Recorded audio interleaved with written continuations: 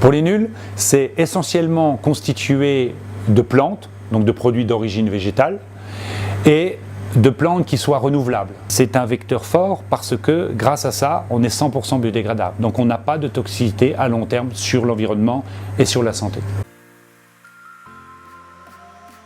Alors ce n'est pas la plante intrinsèquement qui a ces capacités-là. On extrait des ingrédients qu'on combine, on fait des formulations et on leur donne cette propriété d'usage. Donc à partir du moment où vous avez des plantes à huile, des plantes à sucre ou des plantes aromatiques, on combine leurs ingrédients pour en faire une formulation du végétal qui nous amène ses propriétés détergentes, désinfectantes, olfactives.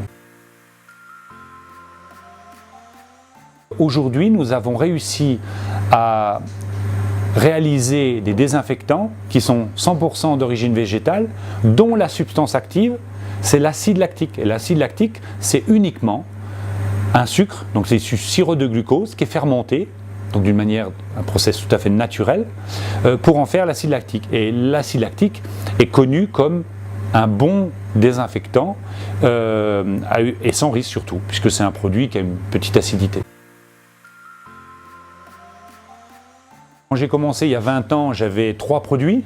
Aujourd'hui, on doit avoir plus de 300 références et on avance tout doucement avec la connaissance, avec l'innovation, pour substituer de plus en plus des produits issus du pétrole par du végétal. Et on est limité des fois par des problématiques réglementaires.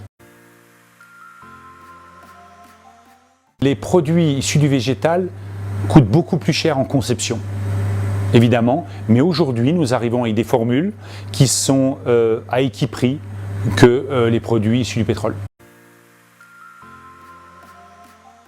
Dans la détergente et la désinfection, je pense que la chimie du végétal a réussi à substituer 80-85%, même prix, même efficacité. Les 15% ils viendront si possible, ou s'il y a un intérêt, mais ce n'est pas forcément un intérêt. Par contre, je pense qu'il faut construire d'autres marchés, d'autres molécules, d'autres segments de marché pour développer cette chimie du végétal dans l'intérêt de nos concitoyens.